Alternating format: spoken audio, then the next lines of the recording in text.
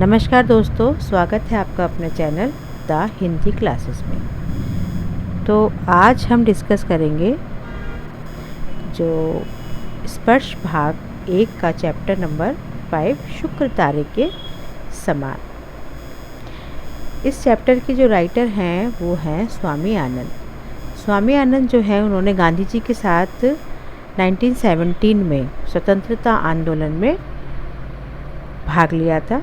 नवजीवन और young India की प्रसार व्यवस्था संभालते थे। इसी बहाने इन्हें गांधी जी और उनके निजी सहयोगी महादेव भाई देसाई और बाद में प्यारेलाल जी को निकट से जानने का अवसर मिला था। तो जो इन्होंने ये चैप्टर लिखा है ये मूलतः गुजराती में लिखा गया था, जिसका नाम था शुक्र तारे के समान। और यह गांधी जी के जो निजी सचिव थे महादेव भाई देसाई, उनके व्यक्तित्व के बारे में विस्तार से वर्णन करता है। जो महादेव भाई देसाई थे उनका एक बहुत ही अच्छा व्यक्तित्व था, सज्जन व्यक्ति थे, निष्ठा थी उनके अंदर, समर्पण था, लगन था, सरलता थी, पूरी ईमानदारी थी उनके अंदर।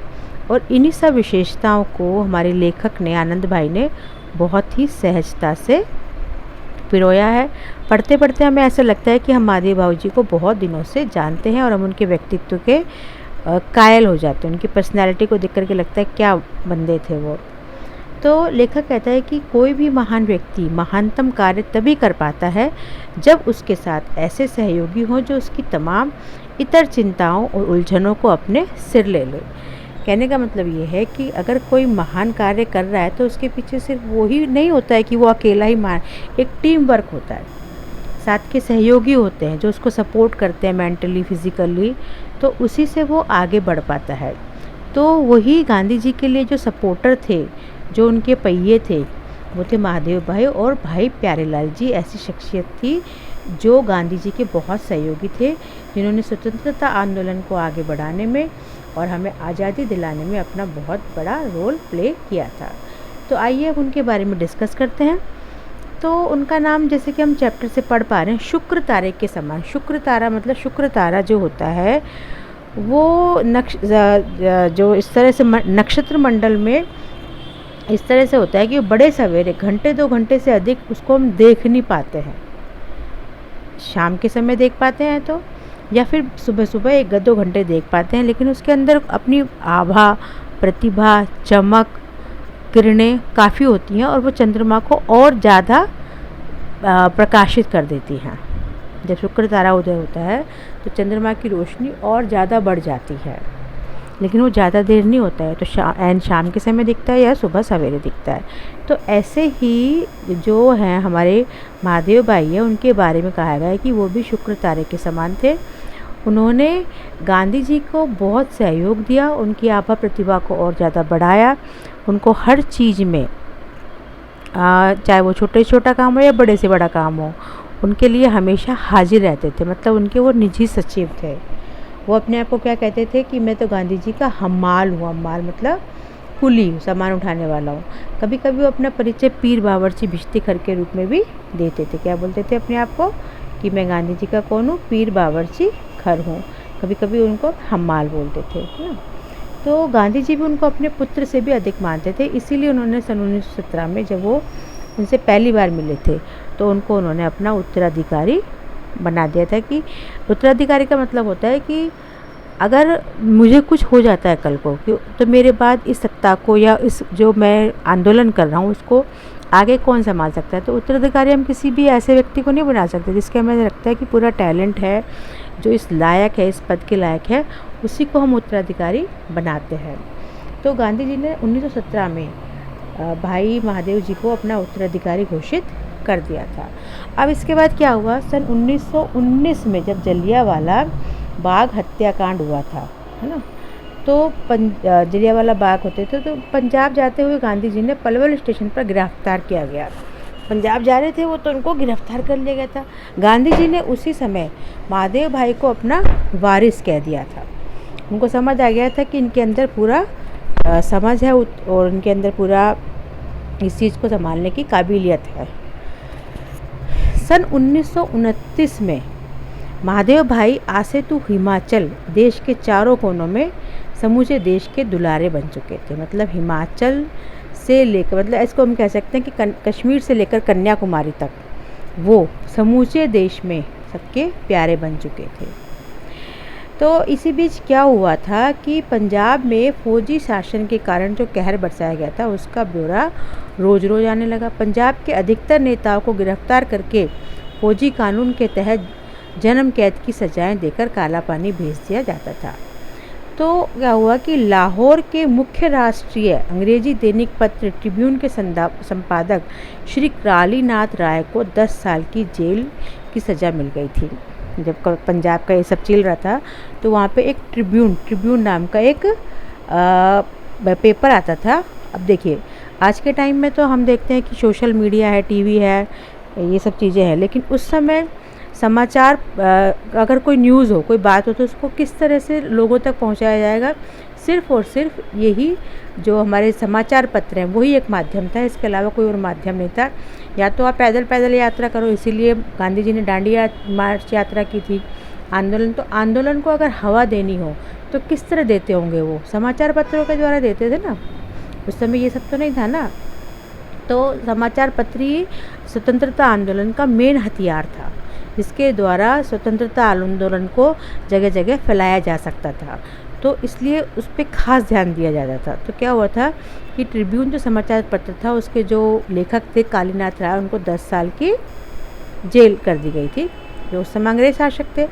तो गांधी जी के सामने जुल्मों और अत्याचारों की कहानियाँ पेश करने के लिए आने वाले पीड़ितों के दल गाम देवी के मणि भवन पर उमड़ते रहते थे। अब ये सब हो रहे थे, बातचीत हो रही थी, लोग अंग्रेज शासन उनके ऊपर अत्याचार कर रहे थे। तो वो लोग जो थे वो गांधी जी के पास आते थे, लोग आते थे, ढेर के ढेर लोग आते थे। तो महादेव, अब लोग आएंगे अपनी बातें विस्तार में बताएंगे, तो उस विस्तार को सार में महादेव भाई लाते थे और उस सार को गांधी जी को सुनाया करते थे। अब गांधी जी के पास ये तो काम नहीं था ना कि हर बंदी से मिले, पूरी कहानियाँ सुने उसकी। तो महादेव भाई क्या करते थे, सार सुनते थे खुद, वो विस्तार सुनते थे खुद, लेकिन उसमें से सार निकाल करके गांधी जी को सुना दिया करते थे कि ये समस्या है।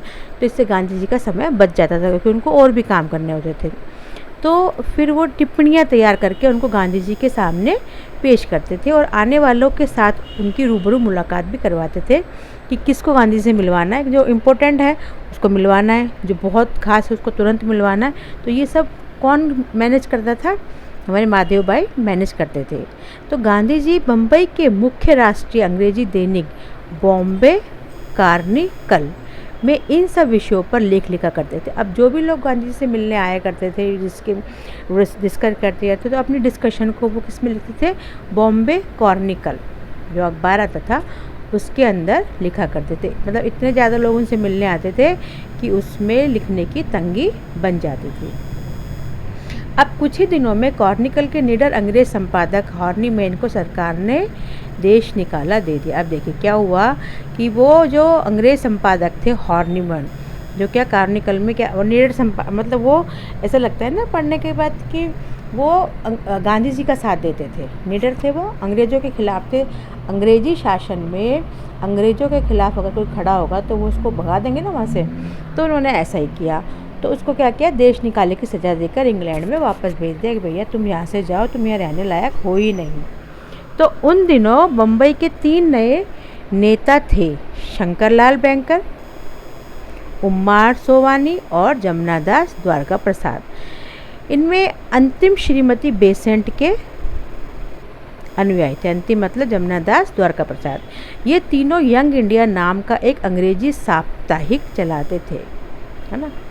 लेकिन उनमें कार्निकल वाले हार्नी मैन ही मुख्य रूप से लिखते थे। अब देखिए यहाँ भी उनको समस्या हो गई कि जब हार्नी मैन चले गए तो उनको भी समस्या हो गई कि अब कौन लिखेगा।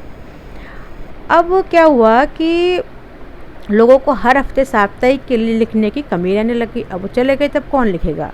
ये तीनों नेता गांधी जी के परम प्रशंसक थे और उनके सत्याग्रह आंदोलन, मतलब ये सब गांधी जी के जो भी आंदोलन होते थे उनके बारे में डिस्कस करते थे, उनको और हवा देते थे कि हाँ हम गांधी जी के साथ हैं। तो इन्होंने गांधी जी से विनती की कि आप यंग इंडिया के संपादक बन जाए। गांधी जी के पास काम और बढ़ गया। गांधी जी को तो इसकी सख्त ज़रूरत थी, उन्होंने उसकी विनती तुरंत स्वीकार कर लिया। उस अंग्रेज़ों ने उसको भगा दिया, तो अब इसकी जगह कौन आ गए संपादक के रूप में? यंग इंडिया के गांधी जी आ गए। तो गांधी जी का काम इतना बढ़ गया कि साप्ताहिक पत्र भी कम पढ़ने लगा। गांधी जी ने यंग इंडिया को हफ्ते में 2 बार प्रकाशित करने का निश्चय किया। साप्ताहिक मतलब जो सप्ताह में 1 बार प्रकाशित किया जाता है। तो अब सप्ताह की जगह उन्होंने क्या किया, 2 बार प्रकाशित करने का निर्णय किया कि अब इस पेपर को हम 2 बार प्रकाशित करेंगे, क्योंकि हमारे पास मैटर बहुत ज़्यादा होने लग गया है। तो हर रोज़ का पत्र व्यवहार और मुलाकातें, आम सभाएं आदि कामों के अलावा यंग इंडिया साप्ताहिक में छापने के लेख, टिप्पणियां, पंजाब के मामलों का सारक्षेप और गांधी जी के लेख, यह सारी सामग्री हम 3 दिन में तैयार करते थे। हम मतलब गांधी जी, आनंद भाई और महादेव जी। तो यंग इंडिया के पीछे पीछे नवजीवन भी गांधी जी के पास आया और दोनों साप्ताहिक अहमदाबाद से निकलने लगे। अब कौन कौन से पेपर चलने लग गए? वो यंग इंडिया और नवजीवन। साप्ताहिक मतलब सप्ताह में 1 बार। 6 महीनों के लिए मैं भी साबरमती आश्रम में रहने पहुंचे। मैं भी कौन? जो लेखक थे वो। शुरू में ग्राहकों के हिसाब किताब की और साप्ताहिक की डाक में डलवाने की व्यवस्था मेरी जिम्मे रही, लेकिन कुछ दिनों के बाद संपादन सहित दोनों साप्ताहिकों की और छापे खाने की सारी व्यवस्था मेरे जिम्मे आ गई। गांधी जी और महादेव का सारा समय देश भ्रमण में बीतने लगा। गांधी जी, क्योंकि महादेव भाई गांधी जी के मुख्य सचिव थे, तो वो उनके साथ साथ रहते थे, क्योंकि उनका सारा काम उनको करना होता। ये जहाँ भी होते वहाँ के कामों और कार्यक्रमों की भारी भीड़ के बीच भी समय निकालकर लेख लिखते और बेचते। चाहे कुछ भी काम कर रहे हो, जैसे सभा कर रहे हो, कुछ भी कर रहे हो, लेकिन वो उनका मुख्य काम क्या होता था कि उन कार्यक्रमों को लेख लिखना और उनको प्रकाशित करना।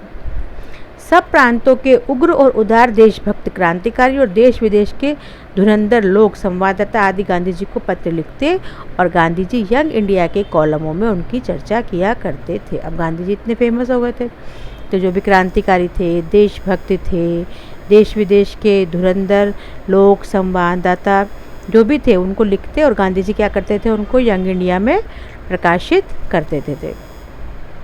इसके अलावा महादेव देश विदेश के अग्रगण्य समाचार पत्र जो आंखों में तेल डालकर गांधी जी की प्रतिदिन की गतिविधियों को देखा करते थे, उन पर बराबर टीका टिप्पणी करते थे। टीका टिप्पणी मतलब उन पर डिस्कशन करते थे कि क्या सही है और क्या गलत है। उनको पढ़ते थे और पढ़ने के बाद उनको बताया करते थे कि ये तो दूसरे समाचार पत्र थे, तो हो सकता है वो गांधी जी के सही कार्य को भी गलत तरीके से पेश करते हों।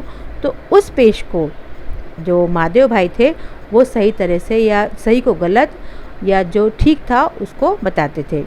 तो उनको आड़े हाथों लेने वाले लेख भी समय समय पर लिखा करते थे कि तुम ये सब झूठ सच क्यों बता रहे हो गांधी जी के बारे में। बेजोड़ कॉलम, भरपूर चौकसाई, ऊंचे से ऊंचे ब्रिटिश समाचार पत्रों की परंपराओं को अपनाकर चलने का गांधी जी का आग्रह और कट्टर से कट्टर विरोधियों के साथ भी पूरी सत्यनिष्ठा में से उत्पन्न होने वाली विनय विवेक युक्त विवाद करने की गांधी जी की तालीम, इन सब गुणों में तीव्र मतभेदों और विरोधी प्रचार के बीच भी देश विदेश के सारे समाचार पत्रों की दुनिया में और एंग्लो इंडियन समाचार पत्रों के बीच भी व्यक्तिगत रूप से एमडी को सबका लाडला बना दिया। अब इतनी सारी बातें होने के बाद भी गांधी जी कहते थे कि हम सत्यनिष्ठा के साथ चलेंगे, हम विवेक से कार्य लेंगे, हम सब गुणों को अपने गुणों के साथ में लेकर चलेंगे। तो इन सब को भी उनको बैलेंस बनाना पड़ता था एमडी भाई को। एमडी मतलब महादेव जी को उनका बनाना पड़ता था। उसके बावजूद भी उन्होंने अपनी लेखनी को इस तरह से बैलेंस किया कि सबके वो लाडले बन गए। तो गांधी जी के पास आने से पहले अपनी विद्यार्थी अवस्था में महादेव ने सरकार के अनुवाद विभाग में नौकरी करते थे। अब देखो 1970 में हमने पढ़ा था वो मिले थे, तो उससे पहले वो क्या करते थे वो सरकारी विभाग में, अनुवाद विभाग में नौकरी करते थे। मतलब ट्रांसलेटर, हिंदी से इंग्लिश या दूसरी भाषा से वो चेंज करने का काम करते थे। नरहरि भाई उनके जिगरी दोस्त थे। कौन थे उनके जिगरी दोस्त? नरहरि भाई। दोनों एक साथ वकालत पढ़े। मतलब वो क्या करते थे शादी से पहले, वो जब गांधी जी मिले थे उससे पहले वो क्या करते थे, अनुवाद विभाग में काम करते थे अंग्रेज़ों के, और वकालत भी करते थे। दोनों ने अहमदाबाद में वकालत भी साथ साथ ही शुरू की थी। इस पेशे में आमतौर पर शाह को सफ़ेद और सफ़ेद को शाह करना होता है। क्या मतलब होता है इसका? शाह को सफ़ेद और सफ़ेद को शाह करना होता है कि जो केस वकील के पास है बस वही सही है, उसको उसी को सही सिद्ध करना है, चाहे वो शाह है चाहे वो सफ़ेद है। शाह मतलब काला है, चाहे वो सच है या झूठ है, बस उसके लिए वही सच है। तो वो उसी, चाहे वो गलत केस होगा ना तो उसको भी वो ठीक करने में लग जाएगा। तो किस में होता है ये? वकालत के पेशे में होता है। तो साहित्य और संस्कार के साथ इसका कोई संबंध नहीं होता। जब हम वकालत करते हैं तो इसका साहित्य और संस्कारों से वो परे होती है। लेकिन इन दोनों ने तो उसी समय से टैगोर, शरतचंद्र आदि के साहित्य को उलटना पुलटना, मतलब इन पर किस चीज़ की छाप थी? टैगोर को पढ़ते थे, वो शरतचंद्र को पढ़ते थे, ये अच्छे अच्छे लोगों को पढ़ते थे। तो इनके बस की बात नहीं थी कि ये इस तरह के उल्टे पुल्टे काम कर सके। तो भारत में उनके अक्षरों का कोई सानी नहीं था। क्या सानी नहीं था? मतलब ऐसे अक्षर, ऐसी लेखनी कोई लिख ही नहीं सकता था। वायसराय के नाम जाने वाले गांधी जी के पत्र हमेशा महादेव की लिखावट में जाते थे। वायसराय जो वहाँ के उच्च पद पर आसीन लोग होते थे, गांधी जी जब उनको कोई शिकायत लिखते होंगे या कोई एप्रिशिएशन पत्र लिखते होंगे तो वो कौन लिख के भेजते थे? महादेव जी उनको लिख के भेजते थे। उन पत्रों को देख देख कर दिल्ली और शिमला में बैठे वायसराय लंबी सांस उसांस लेते रहते थे। उनकी जो इतना स्पष्ट बात होती थी, इतनी अच्छी जो उनकी लैंग्वेज थी, उसको देख करके क्या होते थे? वो सांस उसांस, उनको एकदम वो उनके खलबलाहट हो जाती थी कि ये क्या हो रहा है। भले ही इन दिनों ब्रिटिश सल्तनत पर कहीं सूरज न डूबता हो, लेकिन उन सल्तनत के छोटे बादशाह को भी गांधी जी के सेक्रेटरी के समान खुशनवीश मतलब सुंदर अक्षर लिखने वाला कहाँ मिलता था। हालांकि अभी तो उनका सल्तनत चली रही थी, लेकिन फिर भी उनको ऐसा कोई लिखने वाला, कोई उनको ऐसा अच्छा सेक्रेटरी नहीं मिल पा रहा था। किनको? ब्रिटिशर्स को। तो सारे जो ब्रिटिशर्स थे, महादेव के समान अक्षर लिखने वाला नहीं खोजने पर भी मिलता था। पढ़ने वालों को मंत्रमुग्ध करने वाला शुद्ध और सुंदर लेखन। महादेव के हाथों में लिखे गए लेख, टिप्पणियाँ, पत्र, गांधी जी के व्याख्यान, प्रार्थना, प्रवचन, मुलाकातें, वार्तालापों पर लिखी गई टिप्पणियाँ, सब कुछ फुल स्कैप के चौथाई आकार वाली मोटी अभ्यास पुस्तकों में लंबी लिखावट के साथ जेट किसी गति से लिखा जाता था। वे शॉर्ट हैंड नहीं जानते थे। कौन नहीं जानते थे? महादेव भाई को शॉर्ट हैंड नहीं आता था। वो हिंदी में ही तुरंत फटाफट लिख देते थे। तो बड़े बड़े देशी विदेशी राजपुरुष, राजनीतिज्ञ, देश विदेश के अग्रगण्य समाचार पत्रों के प्रतिनिधि, अंतर्राष्ट्रीय संगठनों के संचालक, पादरी, ग्रंथकार आदि गांधी जी से मिलने के लिए आते थे। बड़े बड़े लोग आते थे गांधी से मिलने के लिए। कोई गांधी जी छोटी मोटी हस्ती तो थे नहीं, तो उनसे सब लोग मिलने आते थे। तो क्या होता था कि ये लोग खुद या इनके साथी संगी भी गांधी जी के साथ बातचीत को शॉर्ट हैंड में लिख करते थे। अब ये लोग तो अपने साथ शॉर्ट हैंड लिखने वालों को लाते थे, लेकिन महादेव भाई को तो शॉर्ट हैंड आती ही नहीं थी। तो महादेव भाई एक कोने में बैठे बैठे अपनी लंबी लिखावट में सारी चर्चा को लिखते रहते थे। अब वो लोग गांधी जी से मिल रहे हैं, बातचीत कर रहे हैं, डिस्कशन हो रहा है, तो वो सुनते रहते थे और उस चीज़ को लिखते रहते थे।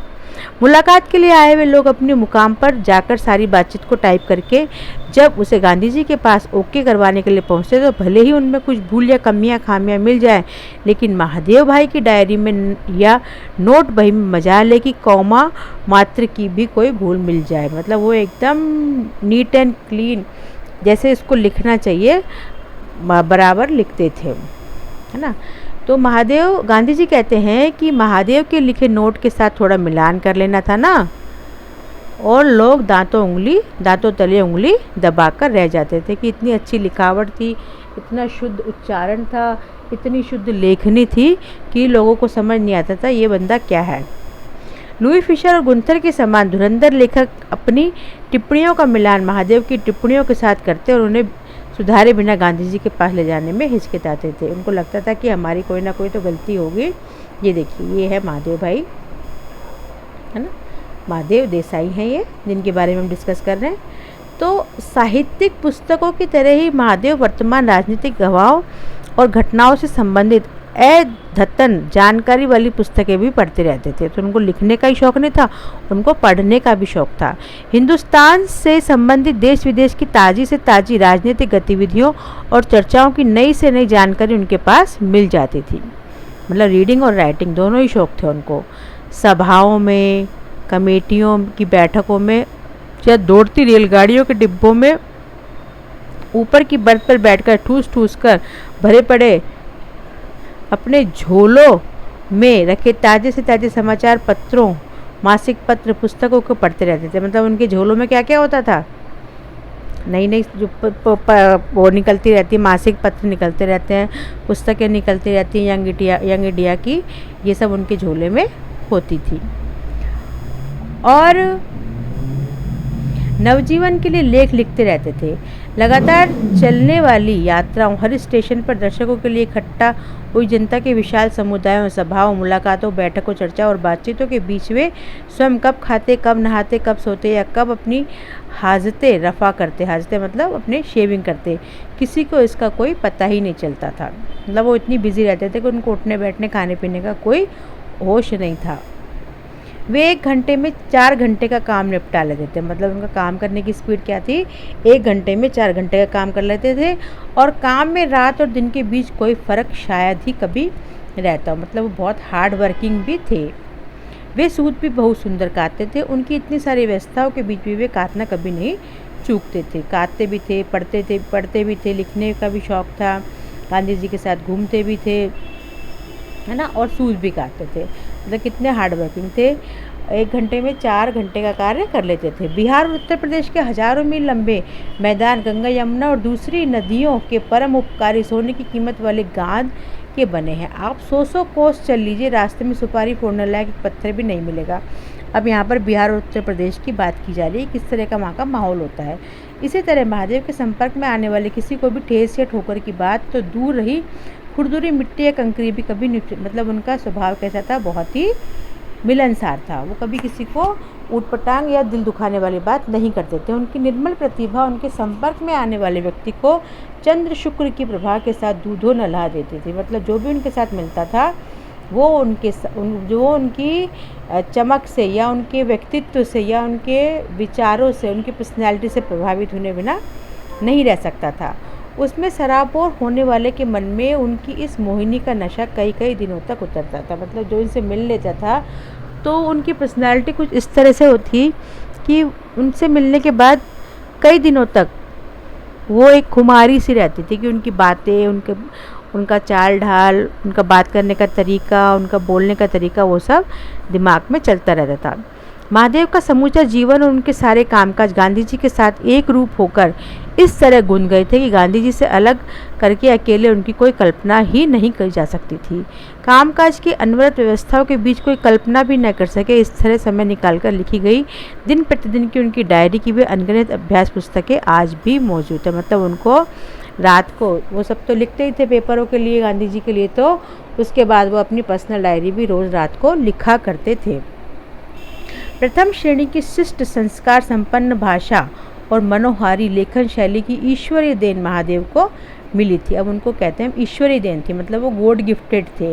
उनको जो लिखने का और जो भाषा को मनोहारी लेखन शैली थी वो उनको भगवान ने दी थी।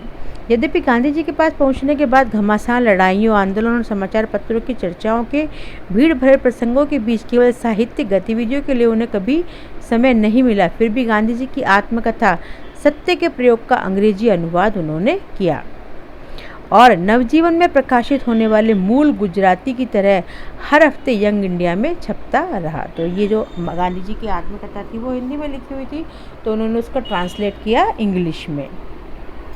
बाद में पुस्तक के रूप में उसके अनगिनत संस्करण सारी दुनिया के बीच में प्रकाशित हुए और बिके।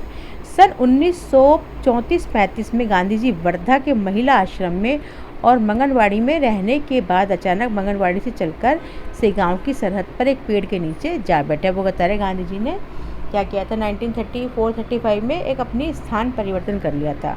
उसके बाद वहाँ एक दो झोपड़े बने और फिर धीरे धीरे मकान बनकर तैयार हुए।